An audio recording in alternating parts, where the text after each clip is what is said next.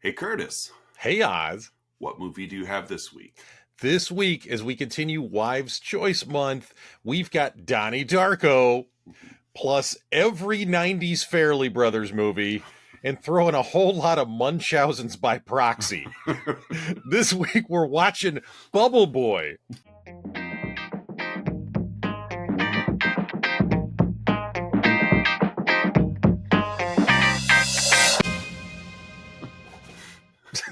Munchausen's by proxy, so funny. It's hysterical. It's such a reliable comedy Yeah, trope. deliberately keeping your kids sick just so you get attention. Yeah, Oh, it's a knee slapper. yeah, it is. It's hot. It's an easy approach, but it always delivers highbrow comedy. Yeah, not lowbrow, Right. highbrow, which is Highbrow. why I put Fairley Brothers in there as well. I was debating Exactly. whether to spell out Kingpin and There's Something About Mary because I think they both fit. They both They're fit, both yeah. road movies. Yep. Kingpin, you've got the naive person falling into sin, Right. and then in There's Something About Mary, of course, your road trip, you're pining after the blonde kind of Yeah. thing. Yeah. Yeah. So this was a first time watch for me, Mhm. and it was a lot of fun, like we talked about. Yeah, it's just silly fun. It's yeah, just a it's- silly movie. Yeah, and it's pretty dumb. But, Yeah, it is. It is a very dumb movie. But it's like they're aware they're making a dumb movie, so they Yeah. go ahead and lean into it, and they're like, hey, let's just be dumb. So Yeah, it's It- just simple, harmless, Yep. silly, fun Yeah. movie. while pointing fingers in directions that had me scratching my head a little, like I took it out, but I was like, why is this movie attempting a political statement? Like, Yes, I'm sure that will come up. Yeah. but- like, not that I disagreed with it. I just Uh-huh. didn't really understand why it was. It seemed to be, we're going to make this real subtle, but Mhm. pepper it everywhere. Yeah. So, welcome back, listeners and viewers, to another week of Let's Talk About Flicks, the podcast where we take a monthly theme. This month, of course, being Wives' Choice Month. Yeah. Yeah, it's the month of love. Love Wives' Choice 2025. This Yeah. was it third annual Wives' Choice, or is it fourth now? Let me look real quick. Yeah. Our first was Yeah. 2022, so this is our fourth. Fourth annual Wives' Choice month. Yeah. Our first Wives' Choice movie was Dracula. Yeah, Bram that's right. Stoker's Let's do the Dracula. recap. Yeah. Yeah. My wife never gets old. Nope. Went with Dracula and Secretary. Yeah. And my wife went with Bodyguard and Legends of the Falls. So if Mhm. that doesn't paint a picture of what the rest of this is going to Yeah. look like. Yeah. In 2023, my wife had picked Hope Floats and Game Night. Mine went with Say Anything and Saving Silverman. And last year, my wife had picked Valley Girl and Fried Green Tomatoes. And mine went with Kill Bill Volume 2 and True Romance. Exactly. Yeah, your wife went with violence. Yes, because my wife is a psychopath. But I love her nonetheless. Oh, yeah. You have to say that. Yeah, yes, legally. She's just off camera. Yeah, like pounding her knuckles into her other hand. Exactly. So, and last week was my wife's choice, Yes. and we went with Flashdance. Yes, we did. Splash Zones. That's right. And so, the next two picks, the rest to finish out this month, stay very much in line with Yes, the they do. trajectory Yes. that we've just laid out for you. Yes. So before we do get rolling, Mm-hmm. I want to give a shout out to our Patreon subscribers, those fine people over Yep. there that donate some of their monthly income to keep the lights on for us. Mhm. So thank you, Don S., Aaron A., Mandy K., Melissa L., Colleen K., and Lyle M., for your patronage. Thank you, one and all. We appreciate it. Yep, for sure. Also, shout out to the Chicago Indie Critics, the yeah, organization that we are a part of. Love those guys over there. We Yeah, just wrapped up a pretty eventful award Yeah. season not too long ago, and so that was kind of fun. I mean, we Yeah. did it last year, but I was paying a little more attention this year. And was Same. Like, Yeah, You know, we're like voting members now. We got we're to take voting this members. stuff seriously. so when these awards go out and we get recognition from the recipients of like, hey, Yeah. thanks for the shout out. And when you're scrolling through, like, I don't think I didn't look super carefully. I don't know if like we're listed on IMDb's like awards section yet, Mhm. but I don't know. I didn't look close enough. I only bring it up because next week on my other podcast, Mhm. Education, we're doing Substance. Oh, yeah. Yeah. That's the pick for next week. And that was a big winner for Yeah. us. And so I'm excited to watch that. and so I need to dig into the awards a little more to see if it's updated and recognized that Yeah. it's won from the Chicago Indie Critics. It's nice to see like a body horror movie like Yeah, get this kind of like yeah, of, yeah. of critical and public recognition. Yeah, that's what I was telling my co-host Courtney of the other show is, because we take turns picking a movie each week. Mhm. And so like I said, we're going to watch Substance. And she gasped. She's like, that movie's all over my TikTok. And I'm like, I haven't seen it, but like it's nominated for an Oscar Best Yeah. Picture. Like it's won Golden Globes. I go, Yeah. I'm very curious. I go, because horror doesn't get much recognition Yeah, usually it doesn't. from the major award bodies. And so I'm excited to see how it rolls out.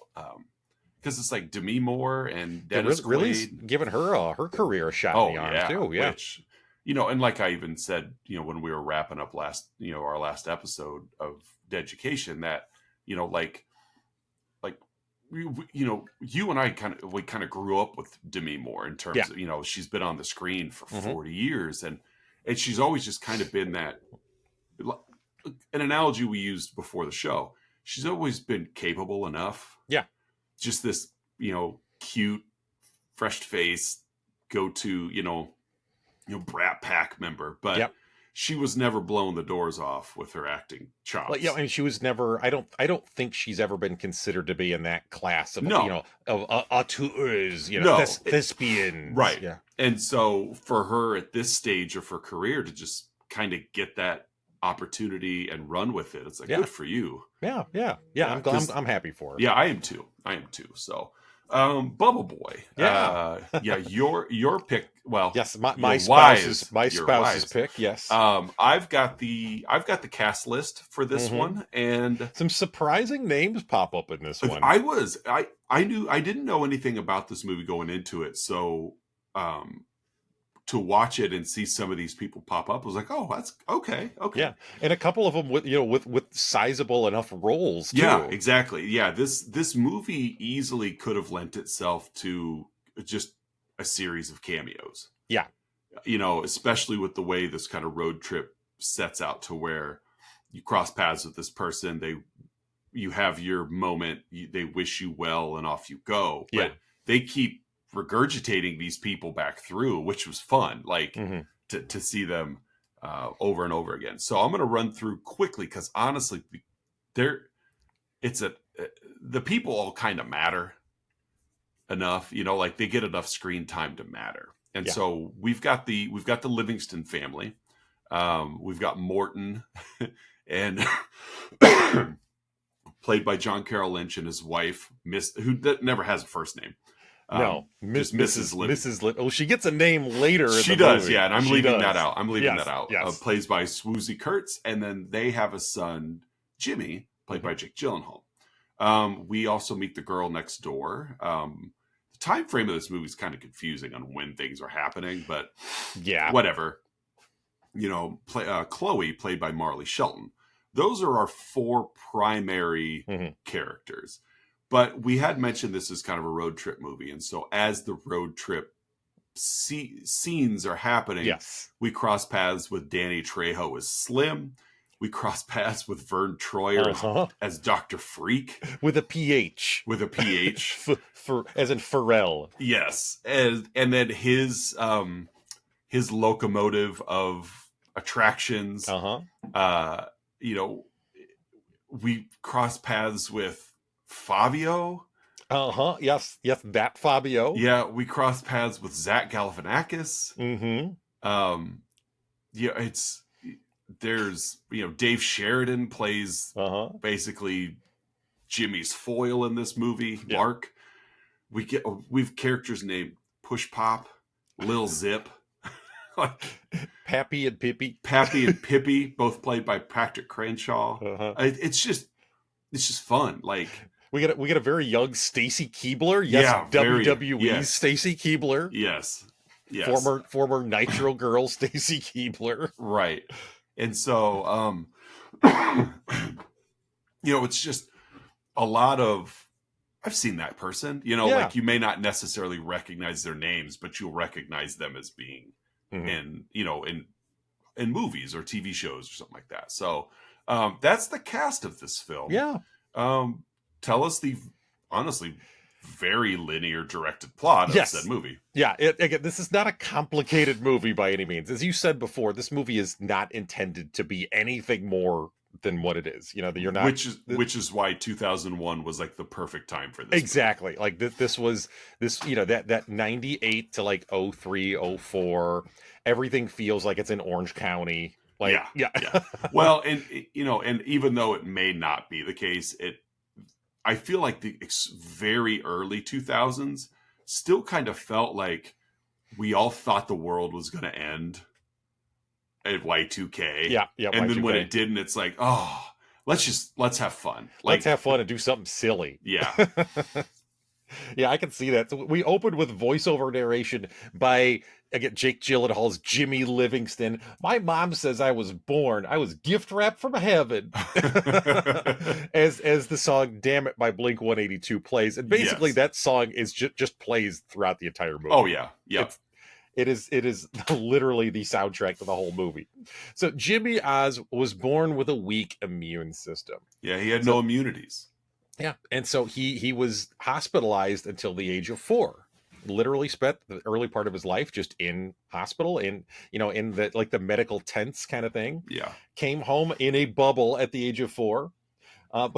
Fun sequence. We see the mom. Oh god, Susie Kurtz in this movie is amazing. She's so great in this Yes, movie. she's so fun in this movie. Like a neighbor kid comes up to kind of investigate like who this kid in the bubble is. And Swoozie Kurtz's character, like, was it Mrs. Livingston? She just has a pair of scissors with her, and like the kid who runs up, he has a balloon in his hand, Yeah. and she just pops the balloon. Yeah. There. Yeah. Meanwhile, like Jimmy's voiceover is like, all the kids love to come over. You know, like Yeah. he's so upbeat and positive about everything. And so she just screams at this neighborhood kid, you're safe from that evil, filthy world. Yeah, and really, that's a theme. Yeah, the first 2 minutes of this movie like do a great job of establishing your key characters. Oh, not for sure. just who they are, but what they are. Yeah. And so, you know, got Mrs. Livingston, you know, she is incredibly overprotective of Jimmy. You know, she's fearful of him being exposed, you know, to pathogens, to illness, to sickness, that his immune system, to anything out of her control. Well, yes, in addition to that, anything beyond her control. Well said. And so we get a couple little time jumps here. You know, Jimmy goes to look out as they're bringing him in, he goes to look out the window, but instead they wheel him over to a picture on the wall of Ronald Reagan and Richard Nixon, which is, you mentioned before, let's shove some politics into it just because, which I don't know. We did a movie. Go ahead. It didn't detract from anything. Yeah. But when you lay that out so early, and then it's like, then you just keep seasoning a little bit through there. It's like, you know, it was just, I guess it didn't detract. It didn't really add. It was just like, oh, these people are very conservative. Well, obviously their actions were telling us that all along, but they had a shrine to 70s and 80s conservative political figures. Exactly. Well, I get a feeling that Mrs. Livingston had a shrine to 70s and 80s. And I think Mr. Livingston was just kind of along for the ride. He just sort of resigned himself. Yeah. Didn't quite understand that, but so be it. Yeah. John Carroll Lynch. I will say, even if his character isn't doing much, it's still always nice to see John Carroll Lynch. Yes, I agree. Mm-hmm. I'll make you some eggs, Margie. And so, you know, in his bedroom in a larger bubble, mom's reading a story, and it ends with, then Rapunzel left her plastic bubble and died. Slammed, the book closed.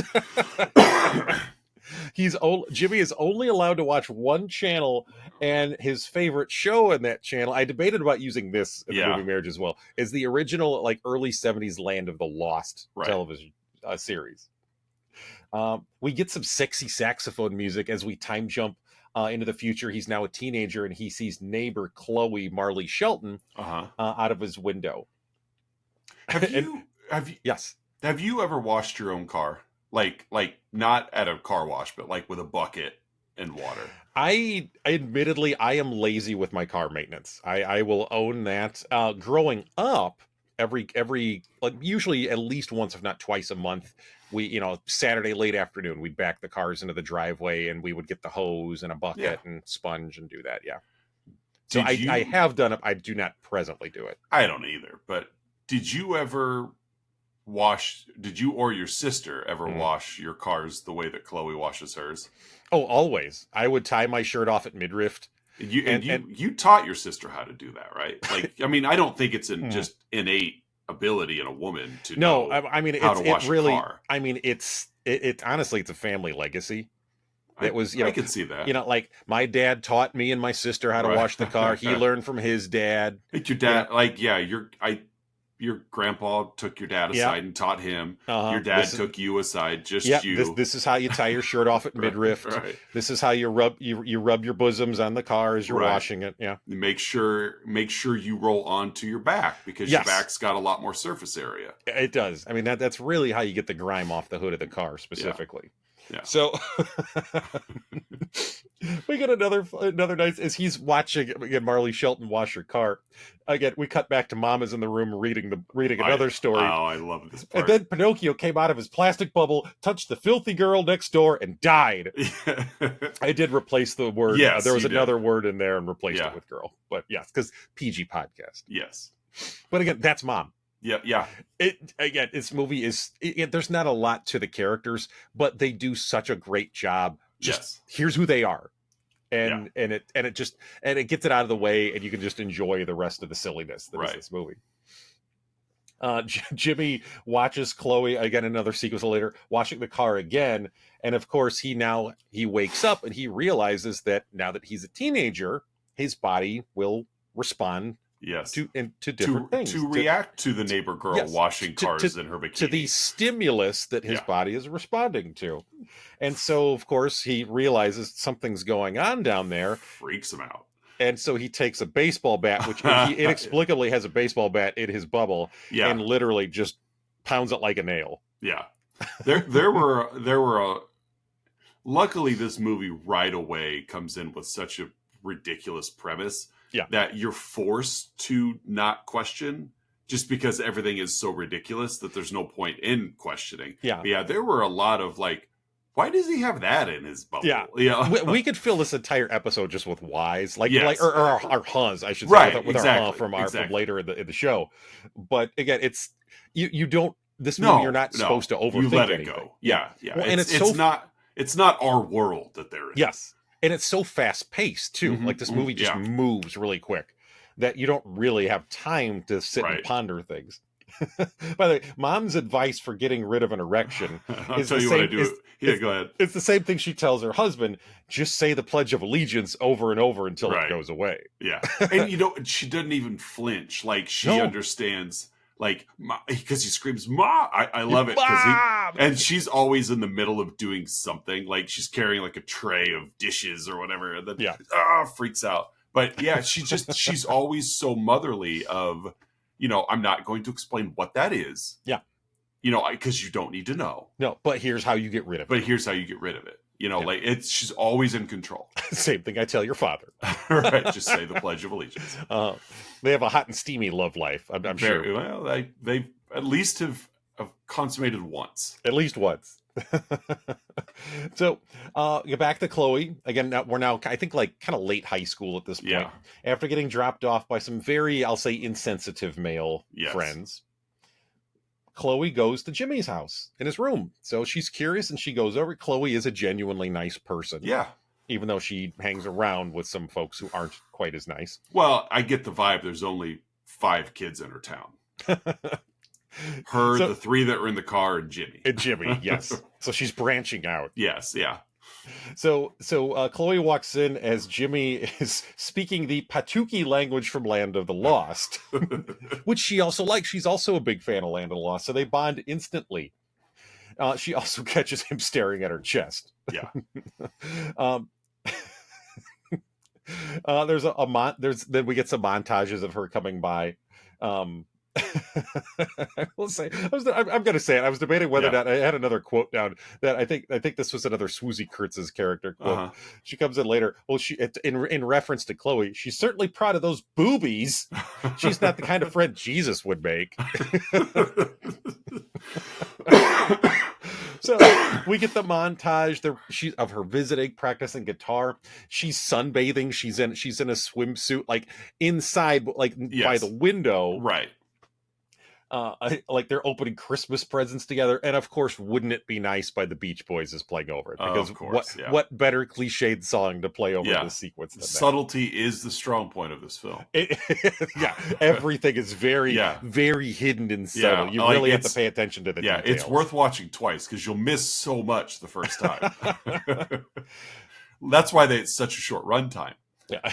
So you could watch it back to back. Exactly. It actually, when it played in theaters, it was a double feature. It was a double feature. Bubble Boy and Bubble Boy again, and people thought it was the sequel. No, it was just literally Bubble Boy again. It's like Flubber and like Son of Flubber or whatever. No, this is just you're gonna watch it again. Yeah, you got a 5-minute intermission to go get your popcorn refill, and then you just watch it again. And it was still a shorter runtime than the Brutalist. But exactly. But because of its subtlety, like it's still you recognize so much more the second time around. Yeah, because there's so much more to glean upon second viewing of this movie. Chloe drunkenly sneaks out of her own birthday party to come see Jimmy, and she tries to climb into the bubble, but she ends up passing out in the decontamination chamber. And Jimmy is sad. She's watching Chloe with her doofus boyfriend Mark, and Mom totally pulls an "I told you so." Right? Yeah.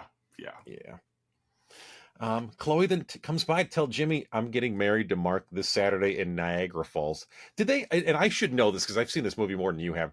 Did they? Is this movie start in California? Yes, I think it's in California. Yeah. Because every movie from 1999 to 2004 was again set in Orange County. That's where you got to start. Yeah. So Jimmy decides to go after her again, 90s Fairley Brothers style. Yes, he sciences himself a portable hamster ball style bubble suit, thus Bubble Boy, because he had all of the necessary materials for this suit already in his bubble. Yes. It wasn't the bubble he took apart to make this suit. Well, I'm assuming. I mean, he's homeschooled, so I'm sure he has like a basic science set inside of his bubble. Right. Despite supposedly being allergic to any contaminants, we're going to introduce all of these chemicals. Yes. And so, of course, we get some physical humor. He falls down the stairs of the bubble, exits the house as the Rocky theme song is playing. Yeah. We again get "Damn It" by Blink-182 playing as he runs down the street and out of the neighborhood, again with the very funny rubber arms in the side, just flapping as he runs. Jimmy tries to buy a bus ticket from Zach Galifianakis, Oz. Yeah. Uh-huh. Who at this point is still, he looks the exact same as he does now, despite it being 24 years ago. But he lives his life by Paul Rudd rules. He does. But he's not quite like, he hadn't, like, it didn't feel like he'd graduated to like super quirky Zach Galifianakis yet. It's still polishing his craft. And of course, I don't remember the other references I would want to make here, but I recall this was the first of several of these sort of bit roles and things, and he would pop up here and there on comedy shows or sketch shows in the 2000s, early, basically up to The Hangover, where he really broke through. Yeah, because this came out in 2001, and he was on Dog Bites Man in 2006. Yep, there you go. I love that show. I so want to say the line from that show that we always say, but again, PG podcast. Yeah. So he tries to buy a bus ticket. Of course, he's hit by the bus and bounces off because it's funny to watch people in bubble suits bounce off of things. He's then picked up by a different bus, the bright and shiny bus. So Oz, do you want to? Again, I've been doing a lot of the talking. No, it's fine. Do you want to describe what the bright and shiny people are? I feel like at this point, like we had seen a little bit of bright and shiny references up to this point in the movie. Mom gives off some of those vibes. Yeah, but bright and shiny it's basically, it's as if all of the kids that were on Barney and Friends grew up together on the set of Barney and Friends. Yes. And so now they're adults, but they don't understand the impact of the outside world. So long story short, they're just this ukulele playing cult. Hyper naive. Yeah. Extremely naive that all found themselves. All the girls have one name. All the boys have another name. Todd and Lorraine. Everyone Yeah, is named Todd yeah, or Lorraine. and so they're just it's just real bright eyed, and it's again in 2001 you use it as comedy, Yes. but In reality, it's horrific if it's something like this actually existed. it's terrifying that Yeah. here comes this bus full of people that are just come with us. Yeah. Easily the scary group of people that we meet in his journey. Yes. The scariest group, yeah. Yeah. Yeah, in the grand scheme of things. You know, Yes. like not visually they don't come off as the scariest group of people, but yes. They are.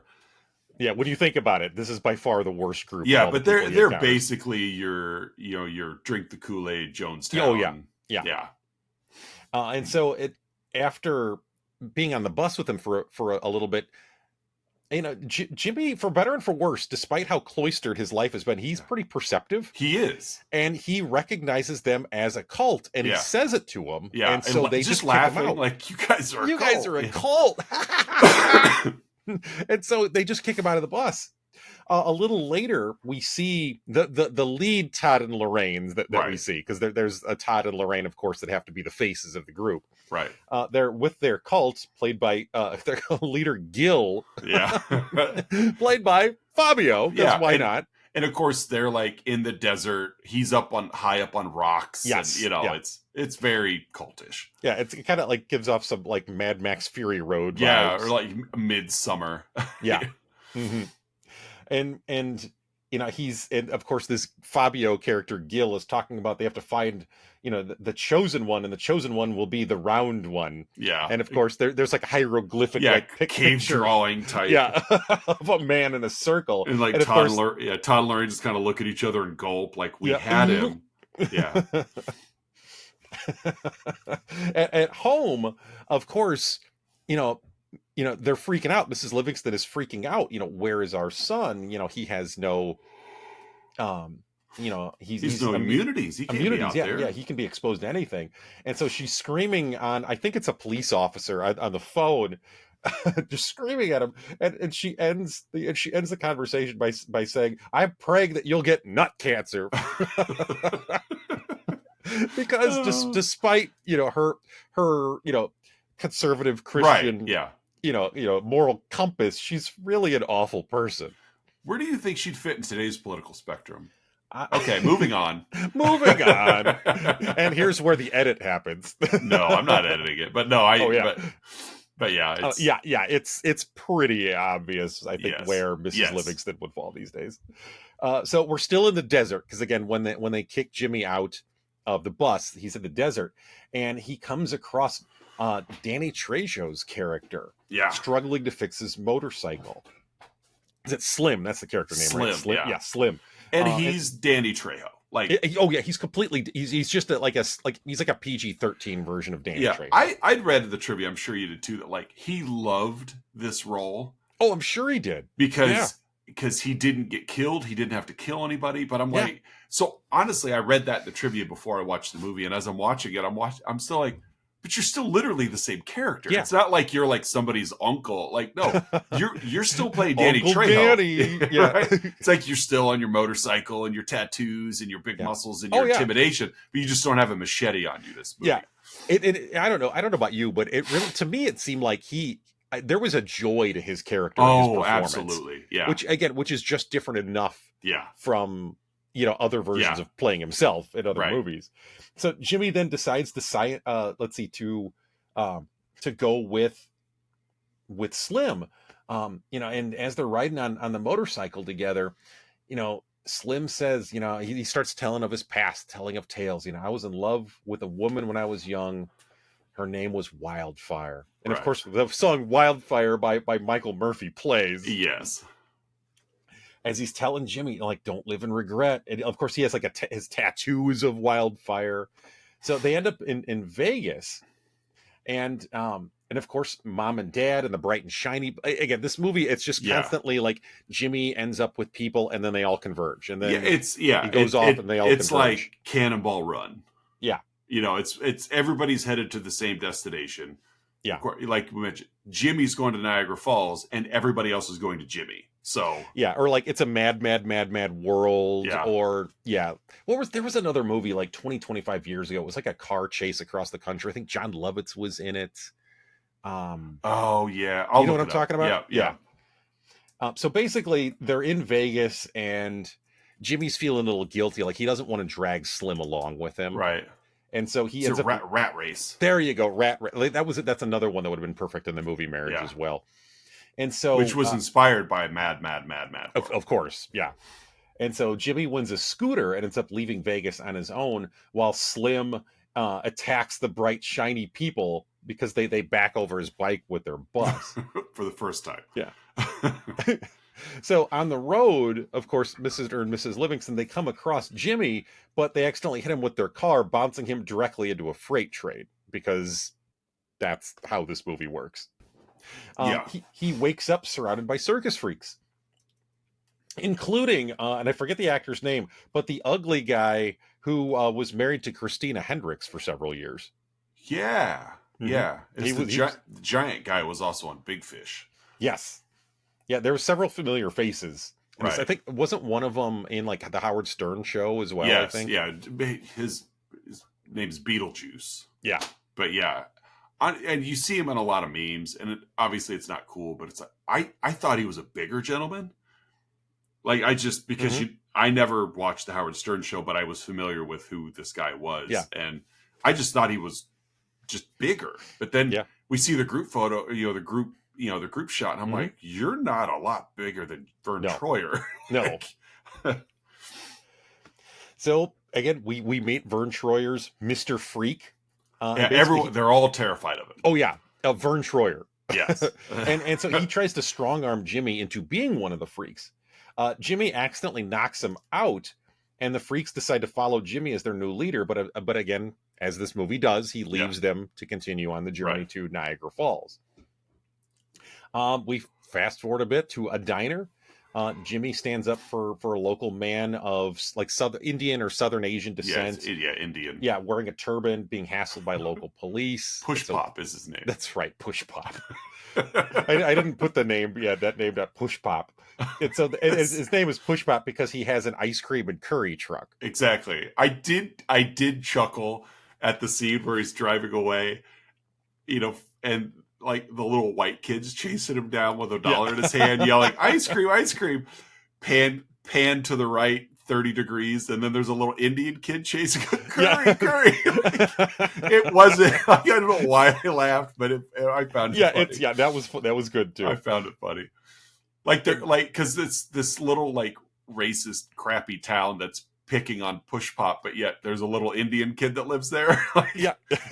It's just, but again, don't think when you're watching this movie. Yeah. So eventually they're in his truck together, and they accidentally hit a cow, which of course is traumatizing for Push Pop because of the cultural significance of cows. And the bikers end up there too. After Jimmy leaves, the bikers end up there, led by Slim. The bright and shiny bus comes up and ends up backing over all the motorcycles again. A la, there's like a little Pee-wee's Big Adventure here. After all this, of course, while Push Pop's sitting by the cow and Jimmy's trying to console him, as a semi comes, you see it coming from the horizon, over it, and you think it's going to go wide, but it doesn't. It just like literally cuts the cow into three, bisects the cow's carcass, and again, stupid funny. They end up, I think, somewhere where you live in fictional town Rydell, Illinois. Yes, I noticed the sign. I'm guessing is a stand-in for your community as. Oh, it was. That was our water tower. Was it? They just painted it over. We didn't want people to really know where it was. Being a conservative community and all. Yes, Jimmy goes into what, again, I am also assuming is one of the local establishments in your community, an Asian-run mud wrestling ring. That is, that we've got a couple, actually. Yes, a man of Eastern Asian descent is running a local mud wrestling contest, and Jimmy wins $500. This is where we get the early in her career Stacy Keibler cameo. She's one of the mud wrestlers. Yes. So she was on the right career trajectory. Uh-huh. from Nitro Girl to Bubble Boy to Yeah. WWE. Yeah, she found herself to a ring. She just had to start small. Yeah. I think she's actually, if memory serves, she's actually in the WWE Hall of Fame. I believe that's correct, yes. Mhm. So I guess good for Stacy Keibler. Nice job. Yeah. It's good to have goals. So he wins $500 in this mud wrestling contest. And so he's about to catch a cab to Niagara Falls from rural Illinois. Yeah. And the bright and shiny bus grabs him, but the freaks arrive, the bikers arrive, and all three groups get it. I get this huge fracas as Jimmy makes off in the cab. Yes. On the road, Jimmy's elderly cab driver dies. Like the next, because Jimmy had fallen asleep. Yeah. And then he was giving Pappy a hard time. Like, did you get much sleep? But yeah, you could tell he's dead. He's dead. He's dead. And so, of course, they end up at a mini mart that has a plane next to it. To which Jimmy gets in the plane and flies to Niagara Falls, because why not? Back at this, let's see. There's a little bit of like dad having kind of some self-actualization moments as well. He doesn't want his son to live in regret, because actually that's right. They caught him at this mini mart. So before he gets in the plane to fly away, mom and dad arrive, and of course mom wants him to come back, and everyone of course converges on the airfield again as the plane takes off, because that's what this movie does. He goes away and then they all find him at the same time, and he goes away and they all find him. And of course, despite not knowing what direction he's going, they all end up where he's at. Exactly.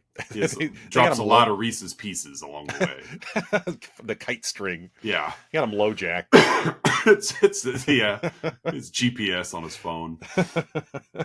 And of course, as the plane is taking off, guess what song plays? Oz Damn It by Blink-182. Yeah.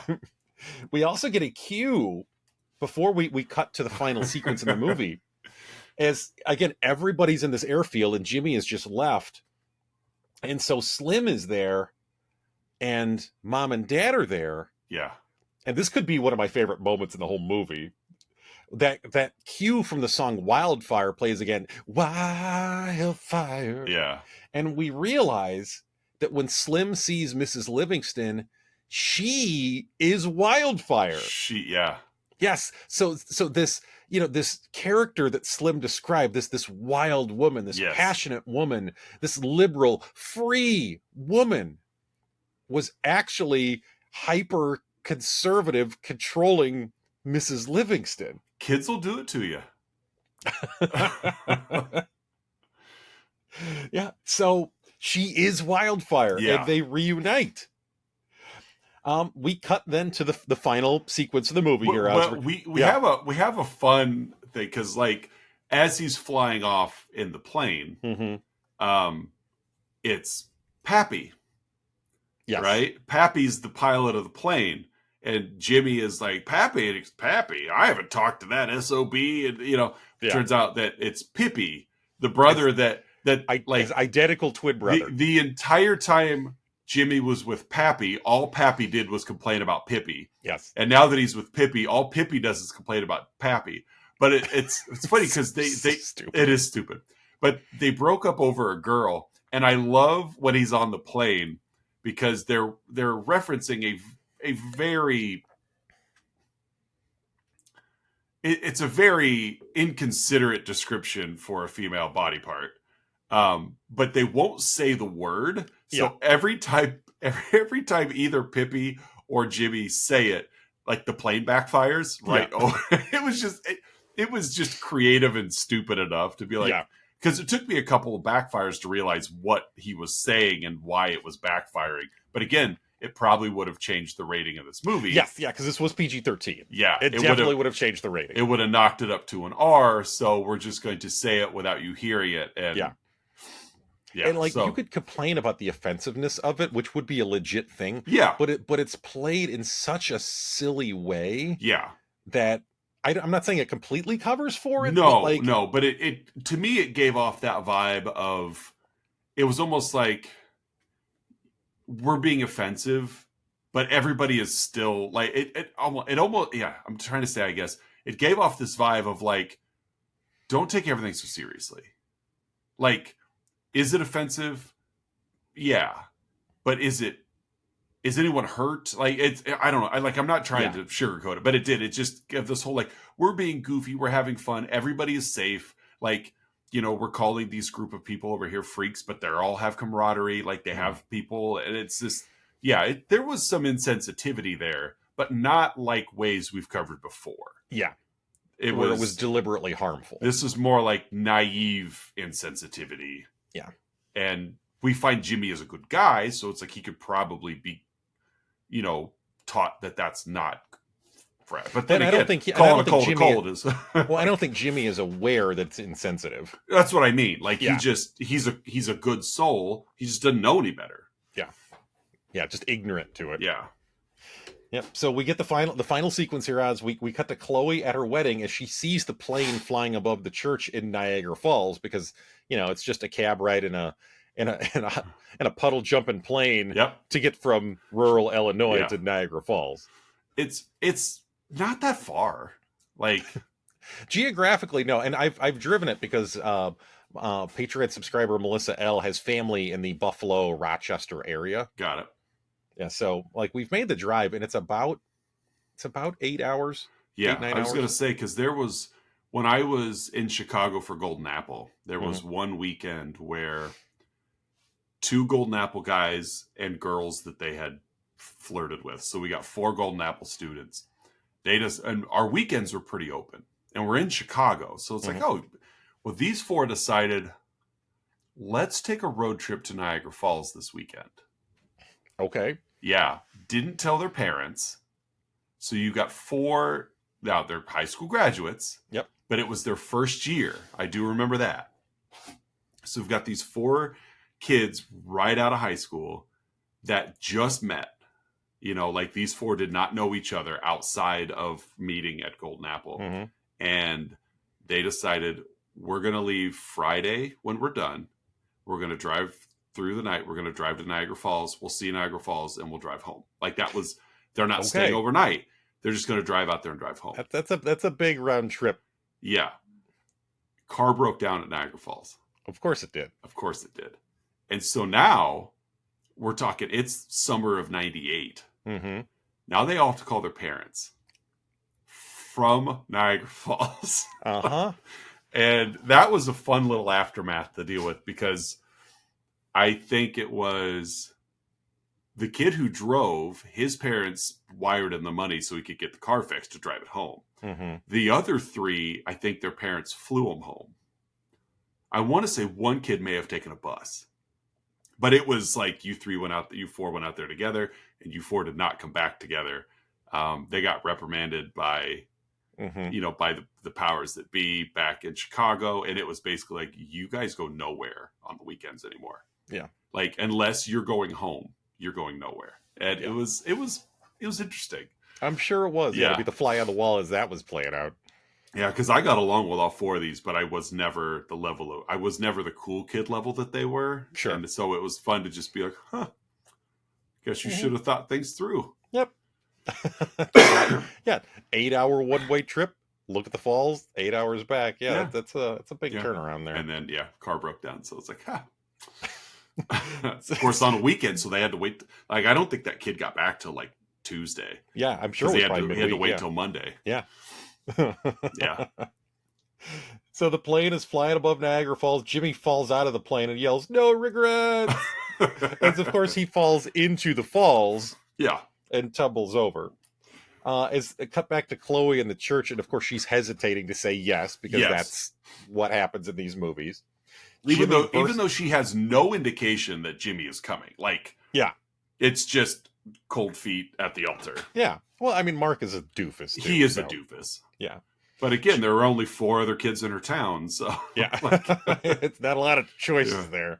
So Jimmy bursts into the church and he approaches the altar and unzips his bubble, Oz. Yes. And steps out, and he says something that is actually, I think, a little touching. It's very sweet. Yeah. Yes. I actually took down the quote. "I'd rather spend 1 minute holding you than the rest of my life wondering if I could." And then he says, I love you forever. And then he collapses into her arms. Yeah. Because he has no immunities. Yeah. And he's never been out. For the first time ever, he's been exposed. Yes. And so mom and dad and everyone else in the mad, mad, mad world Yes. chase, of course, converges for the final time here Yeah. together. And as mom and dad approach Jimmy, who's lying on the floor, presumably dead, Right. dad just, Mr. Livingston just turns to mom and says, tell him. Tell him. Which I get the impression might have been the first time that he gave her a direction at any I point in the think past so. Yeah. 20 years of their life. Yeah. He Tell was. him. He just tell him. No. Ma- What? Tell him what? Tell him.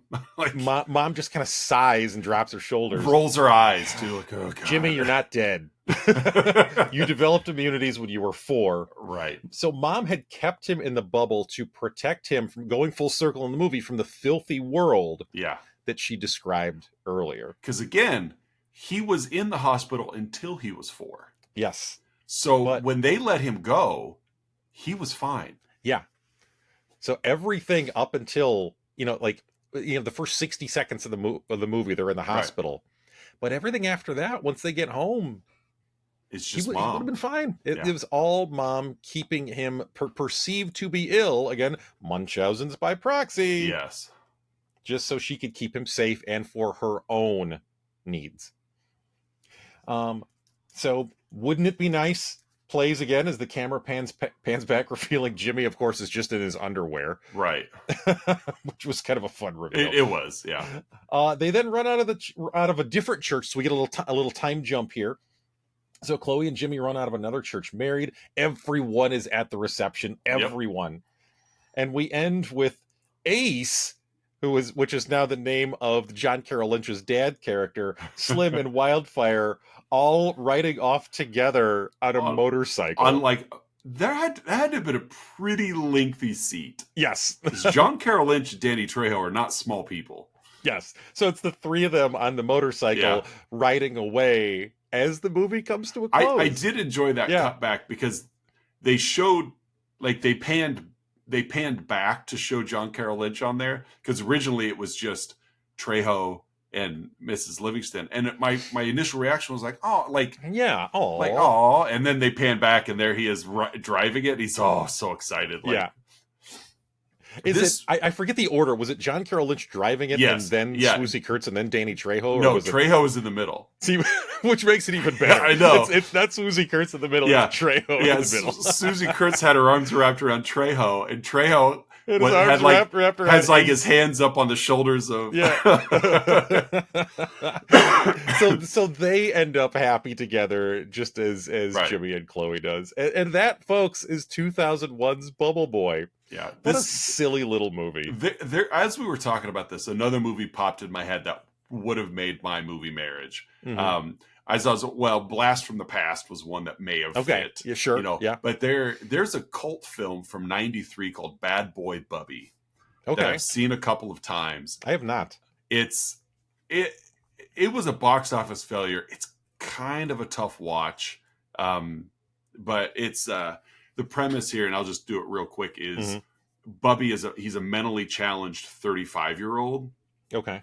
And he lives in a house with his abusive and religious fanatic mother.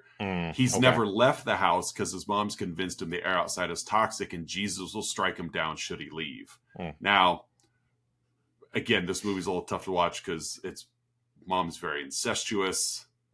Yeah, so it's a tough watch.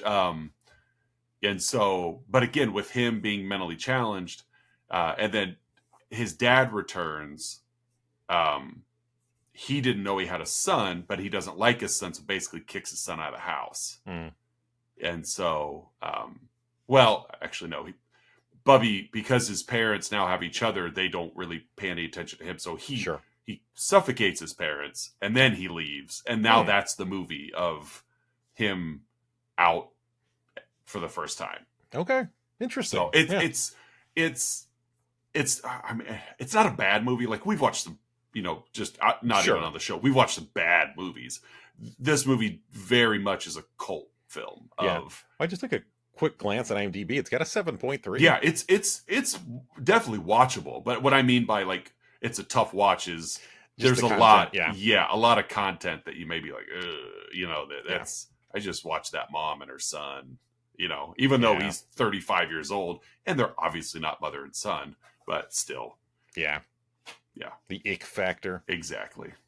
Well, folks, hey, we're at that point in the show where Oz and I give our own unique rating about the film we've been watching. So, hey, Oz, how would you rate Bubble Boy? I'm gonna give this 7 Danny Trejos. 7 Danny Trejos. Yeah, that's what I'm giving it. I like it. I like it. I will match yours, and I will go with, let's give it 73 Gyllenhaals. Okay. On a Gyllenhaal scale. I will let you select the Gyllenhaal or Gyllenhaals. Or If you want to, Gyllenhaal. if you want to include multiple Gyllenhaals. What a handsome dude. Yes. Like, yeah. I type in Jake Gyllenhaal, and of course it's all, he's either got scruff or he's clean shaven, but it's all that Jake look. Yeah. But then he smiles, and you're like, what a handsome guy. And then he's got that, then sometimes he gets that doofy smile. Well, and that, which you saw a lot in this movie. Which you saw too. a lot of this, when you see a lot in Donnie Darko as well. But like, what a handsome gentleman. No wonder Heath Ledger was so into him. Well, I mean, and we were talking pre-show. Marley Shelton is just gorgeous as well. So again, two very just gorgeous people in the lead in this leads in this movie. So, hey, folks, next up in our comedy segments is Outside Insights. Oz and I have been scouring the interwebs, searching for unprofessional reviews that tickle our funny bones, and we hope they tickle yours as well. So, hey, Oz, what is your Outside Insight for Bubble Boy? Very short. Yes. Half-star review off Letterboxd from Tay Donaldson 16. The review says, it's again half-star, just hits too close to home. That's it. That's it. It's too close. So somebody else who suffered from Munchausen's by proxy. Yeah. Just gave it a half, or a life in a bubble. But either way, gave it a half star. It just hits too close to home. This was an emotional watch for me, Bubble Boy. Yeah, this was the tore off a Band-Aid I was not ready to remove.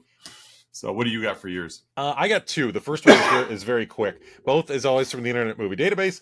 First one is a 6 out of 10. Left in August of 2003 by Bobcat. I'm assuming it's Bobcat Goldthwait. It was. He lives on the comment section of Internet Movie Database. It's what he does these days. It's his happy place. Hard to categorize is the subject line. This is one of the most disagreed about movies in the IMDb.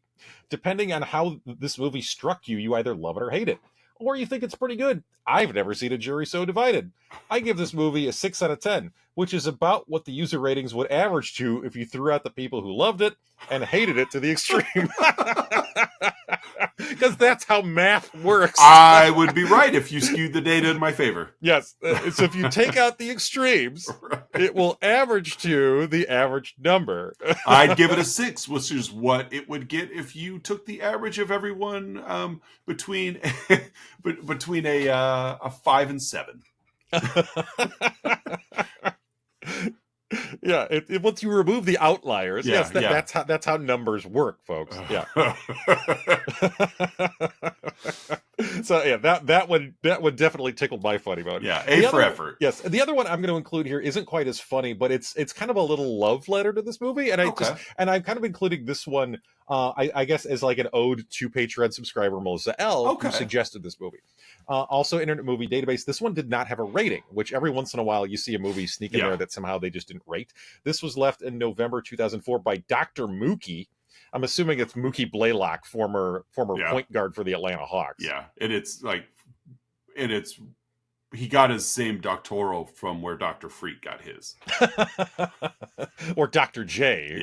Yeah. That would or Dr. Phil. Dr. Phil. They oversaw his dissertation. Exactly. Yeah. It's. So, not as dumb as it looks is the subject line. When I rented it, I was expecting to be disappointed. What a shock. An awesome film with a delightfully goofy plot. I disagree with those who have called this film stupid or dumb or void of any real social commentary. Almost everyone Jimmy encounters on his adventures trapped in their own self-imposed bubble. Truth is, we all find ways to insulate ourselves from the world and impose bubbles to convince ourselves of non-existent limitations that prevent us from being and doing what we want. The film's irony and beauty lies in the fact that while Jimmy's bubble is the most obvious, he is the freest character in the film. He refuses to accept the limitations of his bubble and will follow his heart no matter what the cost. How many of us can look in the mirror and say the same thing about ourselves? Well worth the cost of rental, one of the least recognized film jewels of the century so far. Wow. And again, written in 2004. Yeah. But yeah, a little Yeah. again, not as funny as our normal outside Right, insights, but but I like that yeah, this person was like, you know what, I'm gonna find the silver lining here. yeah. And despite how silly this movie is, there is a message there. There is, yeah. Yeah, there is definitely a message there. Yeah, This and person I probably agree. this person probably does have a PhD actually. Like, Well, I mean, it is Dr. Mookie yeah, but it's it's like that's pretty high level thinking for just your for Bubble Boy. right for Bubble Boy. So good for Yeah, you. yeah, but I agree Oh completely. yeah, Yeah, I yeah. don't find anything Despite the wrong with fact that that. he lives in a bubble, he is the freest Yeah. character. So yeah. Hey folks, it is that point in the show you've all been waiting for, the Let's Talk About Flicks signature segment, the 3-2-1, in which Oz and I each share 3 goods, 2 bads, and 1 ha about this week's film, Bubble Boy. Oz, what are your 3 goods? My first one is Pledge of Allegiance. I thought that was that was that was very very clever. funny. My second one is the durability of the plastic of his bubble, because there were more than a lot of opportunities across in his cross country Yes. trek where it should have popped and Oh yeah. didn't. So Yeah, it's a high grade polymer that they used. that's right. This movie actually spurred on some of the science Yeah, in yeah, chemicals in the yeah. early They 21st century. they invested the majority of their $13 million budget into polymer science. Polymer research. Yeah. So most movies don't have R&D. This one did. High R&D budget That's for right. Bubble Boy. So, and my third is just Jake Gyllenhaal is just great. Like, Yeah, yeah. I love seeing, and I'm not drawing a comparison here, but I'm going to create a category of thespian. I enjoy Hollywood talent that are willing to step out of their proverbial bubble. Yeah. And Tom Hanks is another one. Yes. It's like they are accomplished actors, but they're fearless in that sense of, yeah, I'll do that stupid movie. Yeah. Like it's a good script. It sounds like fun. I like the direction. Like whatever. Like just, I mean, of course you get some that would never touch something like this because it's, I take my craft far too seriously. But then again, you get some that, that it's fun to see them. Now, Brad Pitt's another one I would put. Not quite fully in as like a Gyllenhaal or maybe a Tom Hanks, but Brad Pitt has some fun in his roles sometimes, Yeah, it's nice to see the like big. And again, Gyllenhaal was not a big name actor. No, this time. not yet. He is a Hollywood insider. You could argue he's a nepo. Oh, but for sure. But to see big name or soon to be big name actors do like genre work, I really appreciate. And I guess I want to take that one step further and give it their all. Yeah, because you've got a whole slew of Bruce Willis and Nicolas Cage straight to video schlock. Yeah. Where they know this is beneath them, but they need the paycheck. But to see, like, I don't recall seeing a Jake Gyllenhaal movie where he's not delivering. Yeah. Or Tom Hanks where he's not bringing it at all. Like even in the goofiest of roles, he's bringing his A game, and I respect that. I have a lot of respect for that. And I enjoy supporting those actors and actresses when they're in those. Like Sandra Bullock's another one. Yeah, I would agree with that too. That it's like I can go high, but I don't mind going low. Like it's fun. I know, and forgive me if I brought this up on the show before. I can't remember if I have, but I really appreciate seeing, it's to me, like when celebrities host SNL, that to me, that's really where you can see, can this person only do the genres that they typically get cast in, or can they relax? Like Sterling K. Brown was amazing on SNL. I love Sterling K. Brown. Yeah, I mean Tom Hanks. I mean, he just kills it when he's on. Gyllenhaal was great on there. I mean, there's a couple recent hosts. Again, we're filming this in February 2025. Ariana Grande was great when she hosted. I saw a TikTok come across yesterday, and again it showed up this morning, where it was there was a panel of there was a variety of SNL cast members from the past. They're no longer on the show, and they were Anna Gasteyer, Chris Kattan, Yeah. and some local and recent. And the question posed to them was, has there, do you have a host that you think could have been a cast member? Sure. That's an interesting question. And, and they're like, ooh, and Tom Hanks was the first one rattled off. But Ariana Grande's name come up. They're like, she's amazing. Like, she's just, she'll do anything we throw at her. And Jennifer Lawrence is kind of the same way. I don't know about the SNL, but just, she's not afraid to tiptoe into fun. Yeah, just be silly. Yeah, embrace the character. Yeah, and it's like, but also it's like I just think there's a comfort level in their ability that it's like I can go do that, and I can still go do this Oscar-nominated performance because it's not going to tarnish either way. Yeah, some of them do a much better job of flowing in and out of those roles. Some of them, I think, like you could say, despite Tom Hanks, like he did his comedy stuff early and graduated to drama, but then you get someone like a Reese Witherspoon, maybe, who did a lot of her drama and then graduated to more lighthearted fare. But then you get someone like a Jake Gyllenhaal or like a Jennifer Lawrence that just, sure, I'll play, like just bring it on. And I do, but yeah, that SNL insight was pretty cool. Because Steve Martin was another one that they had mentioned. Oh, I'm sure. Which was odd because it's like he was on SNL. Like he was a cast member. Like you probably shouldn't mention him because he was on the show. Was he a cast member? I think he maybe hosted not several times in the late 70s. Yeah, maybe that was it. Maybe it's just you saw him a lot. But like the King Tut character, the wild and crazy guys, like he was able to establish recurring characters, and that may just be where host. Yeah, and I probably just misspoke. Like I think because of those recurring characters, I just assumed he was a cast member. Well, I think for the longest time I thought he was too, just because he was so effective at it. Yeah. So, I mean, another before I move on to my goods, a couple more recent hosts I think were great. Charlie XCX, of all people, was great. She's another one whose name came up in this. Like she was great. Pedro Pascal, has hosted a couple times. He's been great. Like I think that's really where you can see who is capable of bending and doing different genre work and just embracing those moments, whether it's a feature length or whether it's a 4-minute short. I always thought Josh Brolin did a good job. On the show. Like his skits were just fun. Like he's just not afraid to get his feet wet. Yeah. All right. Well, hey, my three goods. Going back to Bubble Boy here. Yeah. Oh, there's so many to pick from. I'm just gonna start with like just how silly and zany the movie is.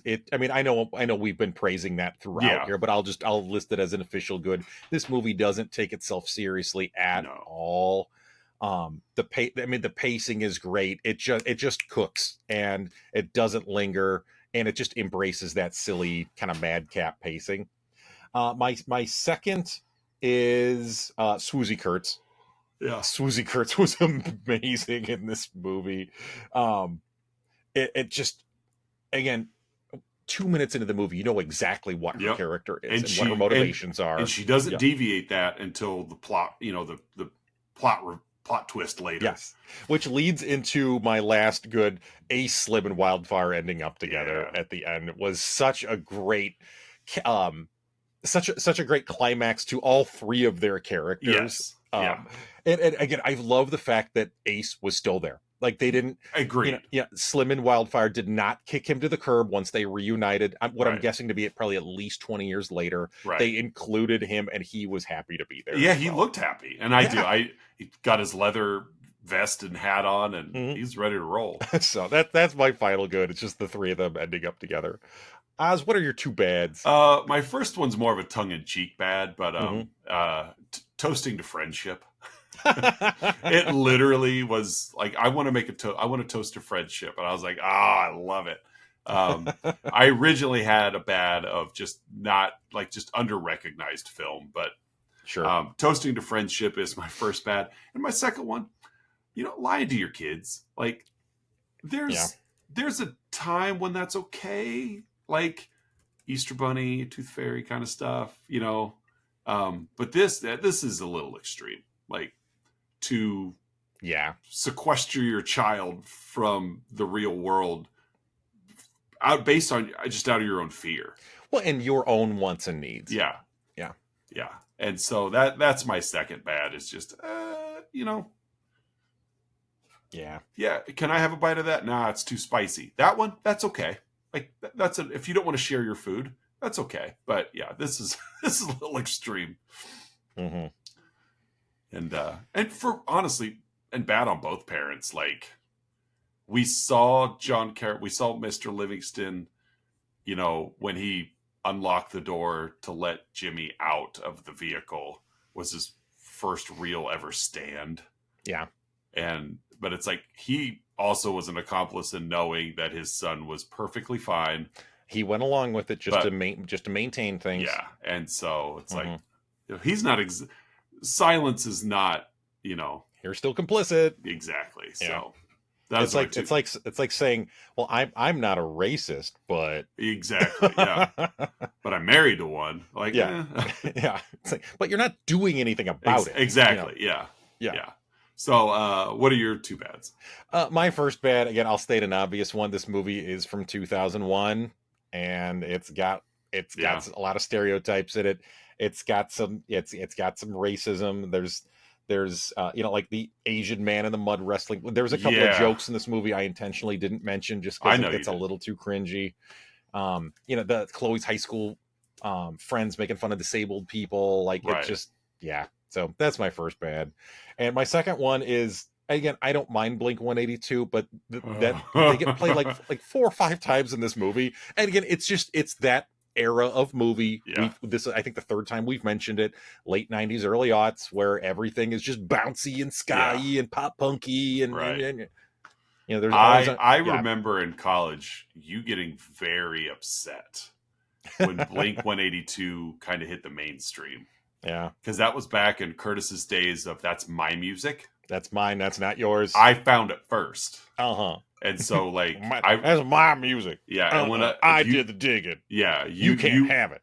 You did. Yes, and you may but I dug my heels, and yeah, I think I've moved past that. I think so. I do not claim to be a perfect person by any moment, by any means. You had a very proud streak in you for quite a while of like a truffle pig. Like I unearthed this. I should get the credit. Like I was a fan before they were big. You were that guy. Like, and that's okay. I could out appreciate you. That's right. Like, oh, you just now heard of them? I've been listening to them since their debut. I've been listening to them for 6 months. Yeah, that's right. Oh, you got a concert ticket? I saw them at the county fair before they were big.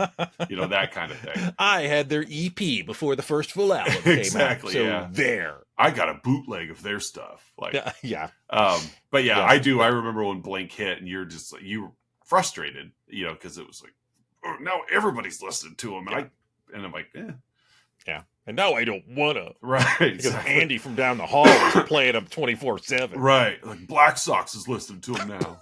Socks. It's crazy that this movie came out 4 years before Brokeback. Yeah. Like, just to show the trajectory of Jake Gyllenhaal's how quickly career. things can change for people. Yes. Yeah. Yeah. It was. Well, yeah. I just, before we get to the Huns, I want to look real quick at. Well, what? Never mind, because this filmography. Never mind. I thought it was going to be easy to see on Wikipedia, but no, it's like, nope.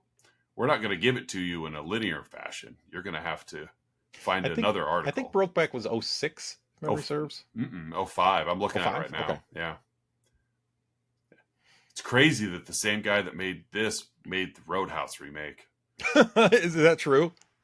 No, I'm just like Jake Gyllenhaal. Oh, okay. Yeah. Okay, got it. Yeah. Okay. I thought you were talking about the director. Yeah.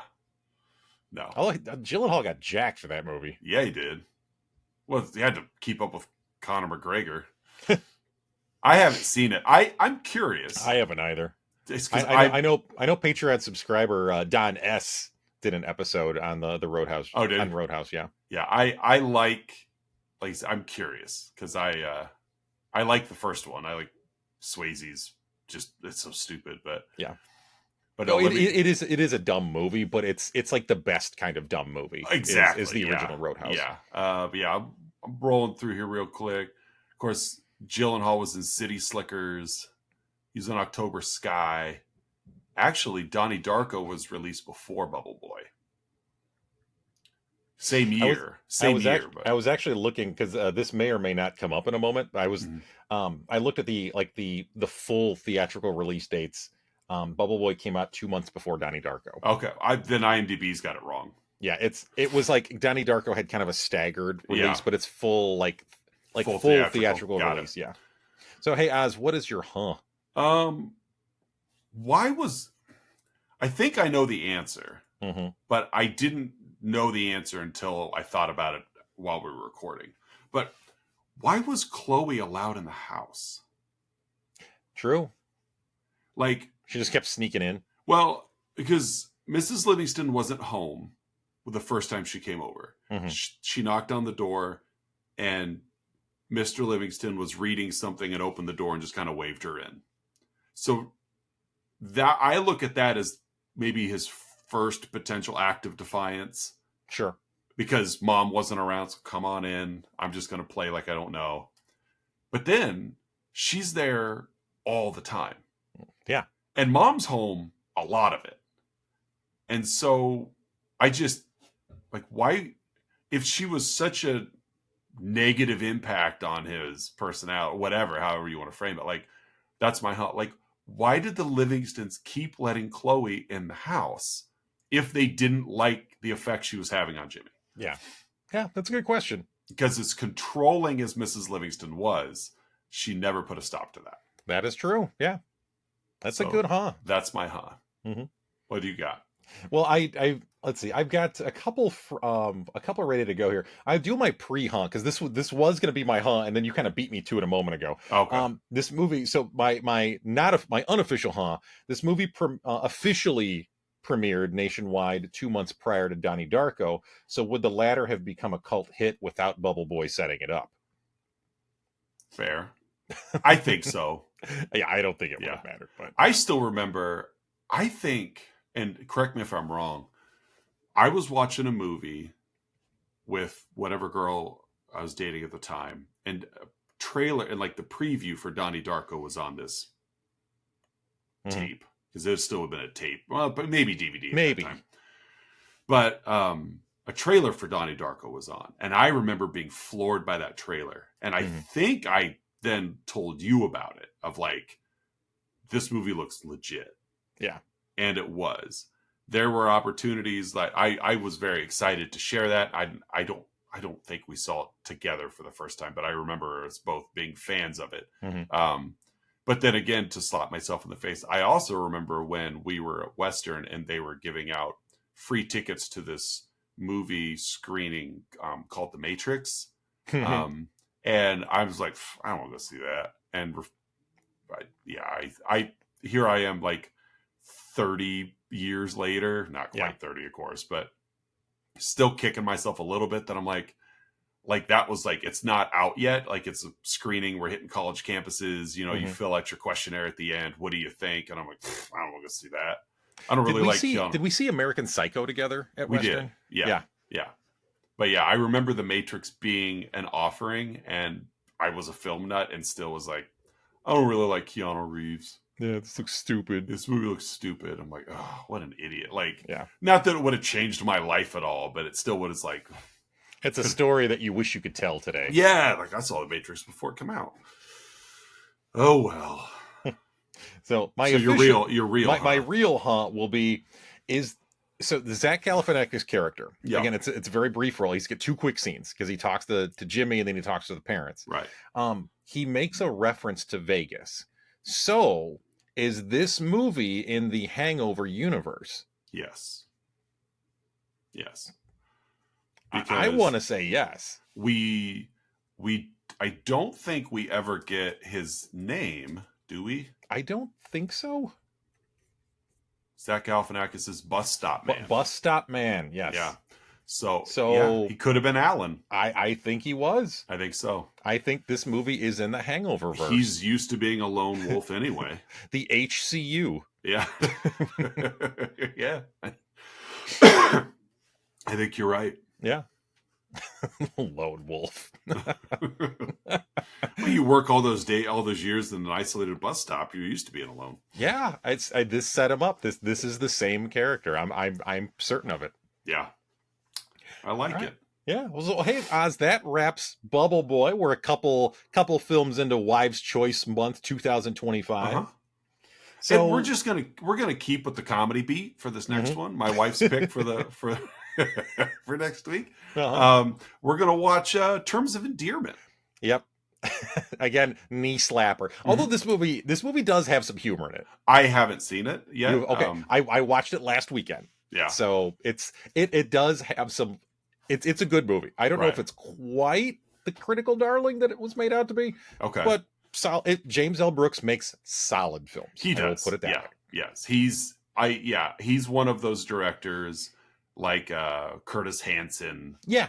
That just you're gonna get a good movie. It's gonna be a good movie. It's not probably gonna take any chances. It's gonna be pretty safe. Yeah. It's gonna be dramatic. Curtis Hanson's a good comp. Yeah.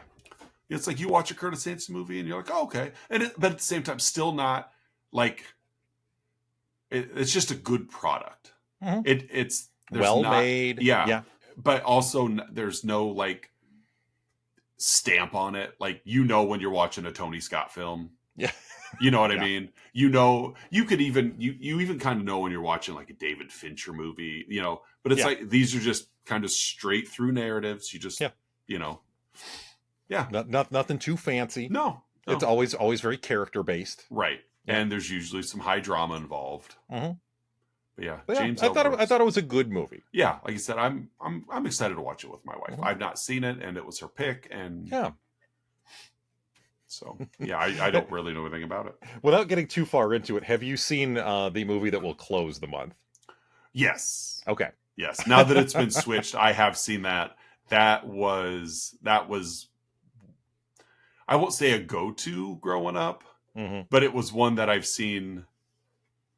It's one of those movies you could see it 50 times and then still forget everything that it's about. Yeah, exactly. It's like I've seen it a lot, but at the same time, like, but the only thing you remember is just like an image of the main character in that role. Yes, just like a still. Of, Yep. And so, but yes, I have seen it. Okay. All right. Yeah. Next quite week. The cast list for next week. Yeah. There is. Yeah. Some. Academy Award. This movie, Terms of Endearment, won several awards.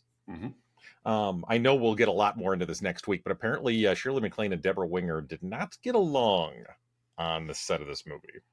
I guess Deborah Winger historically is one of those, just historically is a tough person to work with on set, like a Mandy Patinkin. Yeah, just abrasive and right. Like a Steven Seagal. She's the Steven Seagal of actresses. If only she would have been in Hard to Kill. Yeah. With Steven Seagal. Well, yes.